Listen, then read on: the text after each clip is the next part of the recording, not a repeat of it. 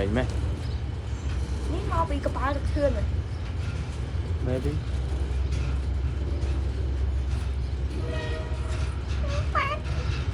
Oh, maybe. Sao vậy? Anh này anh chơi đi clay trên mau mà vậy. Mau từ bộ dùng về.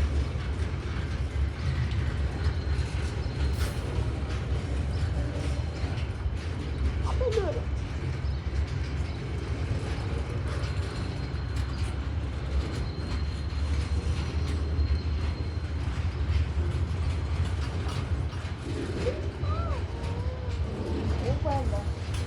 Như là apa ini quánh là nó gì nó quánh đâu về đi tè lọt Anh ấy tê hơn sợi nên tắt đây rồi.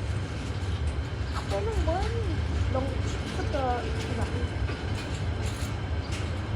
đây đây đây đây đây đưa này nhớ cái gì quên ô tè lọt mấy quên nó lộn rồi đây